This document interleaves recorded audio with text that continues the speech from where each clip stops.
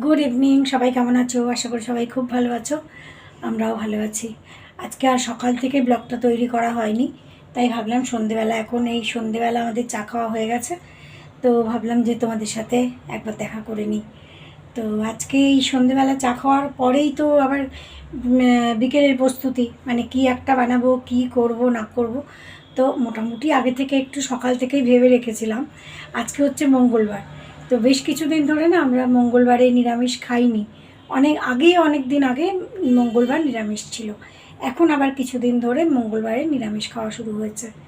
তো মঙ্গলবারে এখানকার লোকেরা তো পেঁয়াজ রসুন খায়, নিরামিষের দিনেও খায়, কিন্তু আমাদের মধ্যে তো পেঁয়াজ রসুনটা মঙ্গলবারে খুব একটা আমরা করি না, মানে নিরামিষের দিন।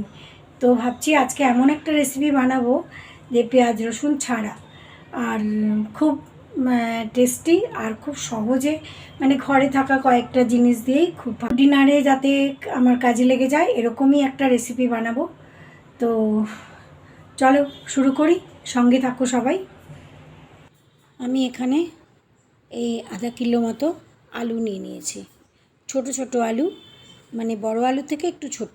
অনেকে বেবি পটেটোও ইউজ করে, মানে আরও ছোট ছোট আলু।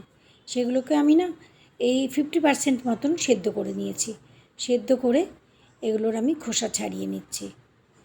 আর এখানে আমি নিয়েছি টক দই। টক দই কিন্তু বেশি পুরনো হলে চলবে না, একটু তাজা। এটা আমার আজকে ঘরের দই ছিল না বলে আমি বাইরে থেকে দই আনিয়েছি। মোটামুটি 5 চামচ মতন দই নিয়ে নিয়েছি, দুটো কাঁচা লঙ্কা, আর এই 1 ইঞ্চি মতো আদার টুকরো, আর একটুখানি কাজু আমি ভিজিয়ে রেখেছিলাম। এই 7-8টা মতো কাজু, এইটুকু আমি ভিজিয়ে রেখেছিলাম, সেটাই আমি এর মধ্যে দিয়ে দিলাম। দিয়ে এর মধ্যে একটুখানি 1 চামচ মৌরি দিচ্ছি। মৌরি এই রান্নাটায় মৌরির গন্ধটা খুব ভালো কাজ করবে, তো মৌরি দিচ্ছি। দিয়ে আমি এটাকে খুব ভালো করে সব কিছুর সঙ্গে, দইয়ের সঙ্গে খুব ভালো করে ব্লেন্ড করে নিচ্ছি। এখানে আমি আলুগুলো ছাড়িয়ে নিয়েছিলাম। এগুলোকে করছি কি, আমি ফোর্কের সাহায্যে আলুর গায়ে একটু ফুটো ফুটো করে দিচ্ছি, যাতে আলুগুলোর ভেতরে যখন আমি মশলাগুলো দেব, সেই মশলাগুলো যাতে ভালো করে ওর ভেতরে ঢুকে যায়। এইভাবে আমি সব আলুগুলোর মধ্যেই এইভাবে ফোর্কের সাহায্যে ফুটো ফুটো করে দিলাম। তারপর কড়াই বসিয়ে দিয়েছি।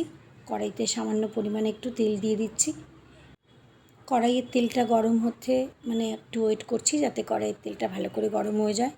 এখানে একটা কথা বলতে আমার মনে নেই, যে আলুগুলো যখন আমি সেদ্ধ করেছিলাম তখন ওর মধ্যে একটুখানি সল্ট দিয়ে দিয়েছিলাম, যাতে ভেতরে আলু সেদ্ধ করার সময় সব সময় একটু লবণ দিলে ভালো হয়।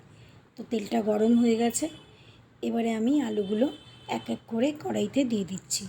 এখানে আলুগুলো আমি তেলে ভাজবো, কিন্তু এর মধ্যে কোনোই মশলা যাবে না, শুধু একটুখানি লাল লাল করে একটু ভেজে নেব, যার জন্য আর এর মধ্যে সল্ট, হলুদ বা অন্য কোনো কিচ্ছু লাগবে না, শুধু ভেজে নিতে হবে লাল করে।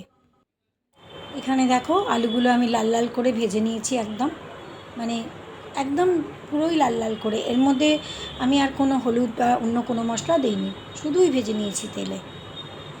এবারে আমি কিছু মশলা রেডি করে নিচ্ছি। এখানে আমি নিয়ে নিয়েছি 2-3টে ছোটো এলাচ, একটু দারচিনি, 2টো লবঙ্গ, একটা বড় এলাচ, আর একটুখানি জয়িত্রী। এই মশলাগুলোই গোটা মশলা যাবে তেলের মধ্যে। আর আমি আলাদা করে তেল দিইনি, কড়াইতে যে তেলটুকু ছিল, একটুখানি জিরে আর একটু মৌরি, দুটো মিক্স করে আমি এই ছোটো চামচের 1 চামচ দিয়ে দিয়েছি। আর তারপরে অন্যান্য যে আমি মশলাগুলো, একটু হিং দিয়ে দিচ্ছি। হিংটা না গন্ধও সুন্দর করে, আর আমাদের হজম শক্তিও ঠিক রাখে, মানে যে কোনো খাবার সহজে হজম করায়। আর হিঙের গন্ধ তো সবসময় ভালোই লাগে। আর এই গোটা মশলাগুলো, সেগুলো আমি এই তেলের মধ্যে দিয়ে দিলাম। এইগুলো দিয়ে একটু নাড়াচাড়া নাড়াচাড়া করলে খুব সুন্দর একটা গন্ধ বেরিয়েছে। বন্ধুরা, তোমরা যদি করো কখনো, তাহলে জানতে পারবে, যে বুঝতে পারবে কত সুন্দর লাগছে গন্ধটা। তো যাই হোক, আমি মশলাগুলো একটুখানি নাড়াচাড়া করে নিলাম, এই মিনিট খানেকের মতন। তারপরে আমি ওই যে দইয়ের মধ্যে যে সব মশলাগুলো, আদা কাঁচা লঙ্কা সব মিক্স করে রেখেছিলাম, কাজু, এগুলো সব মিক্স করে রেখেছিলাম, ওইটা দিয়ে দিলাম। এখানে একটা খুব জরুরি কথা, সেটা হলো গ্যাসের ফ্লেম কিন্তু একদম কম করে রাখতে হবে, না হলে কিন্তু দইটা ফেটে যেতে পারে। এখানে আমি দিয়ে দিচ্ছি ছোটো চামচের 1 চামচ হলুদ আর একটুখানি red chilli powder. Red chilli পাউডারে একটুখানি রঙটাও সুন্দর হবে। আর ওই যে আমার ওই মিক্সির যে জারটা, সেই জারটা ধুয়ে একটুখানি জলটা দিয়ে দিলাম। আর গ্যাসের ফ্লেম কিন্তু আমার কম করাই রয়েছে, এখানে কিন্তু গ্যাস একদমই বাড়ানোর নেই। এইভাবেই মশলাটা নাড়তে নাড়তে নাড়তে নাড়তে একটা খুব সুন্দর, যখন ওপর দিয়ে তেলটা বেরিয়ে আসবে তখন আমরা বুঝতে পারবো যে মশলাটা কষে গেছে।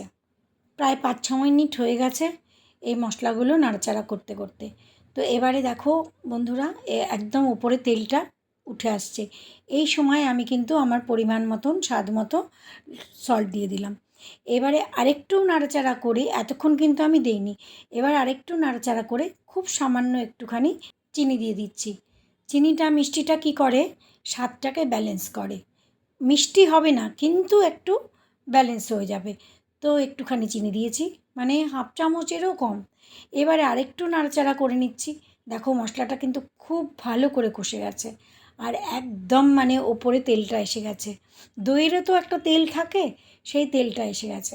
তো যাই হোক, এই পর্যায়ে আমার মোটামুটি মশলাটা একদম রেডি হয়ে গেছে, দেখো ওপরটা দেখেই বোঝা যাচ্ছে। এইবারে আমি আমার যে আলুগুলো ভেজে রেখেছিলাম, সেই আলুগুলো এবারে দিয়ে দেব। এবারে আমি এক এক করে আলুগুলো এই মশলার মধ্যে দিয়ে দিচ্ছি। দিয়ে আরেকটু নাড়াচাড়া করে, মানে মশলাগুলোর সঙ্গে আলুটাকে দিয়ে নাড়াচাড়া করে আরেকটু ঢাকা দিয়ে রেখে দেবো। এই মিনিট 3-4 মতন একটুখানি স্ট্যান্ডিং টাইমে ঢাকা দিয়ে রেখে দেবো গ্যাস বন্ধ করে। তাহলেই কিন্তু সমস্ত মশলাগুলো আলুর ভেতরে ঢুকে যাবে, আর অসাধারণ একটা টেস্টি খাবার তৈরি হয়ে যাবে। আমার এক কাশ্মীরি বান্ধবীর থেকে এই রেসিপিটা শেখা। এটাকে কাশ্মীরি আলুর দম বলা যেতে পারে। অপূর্ব খেতে, রুটি, লুচি, পরোটা যে কোনো জিনিসের সঙ্গে দারুণ লাগবে। নিরামিষের দিনে বানিয়ে নেওয়া যেতে পারে, নিরামিষ না হলে এমনিতেও বানানো যেতে পারে। আলু, দই সব কিছুই আমাদের ঘরেই থাকে, কোনো নতুন ব্যাপার না, কিন্তু অসাধারণ একটা টেস্টি খাবার।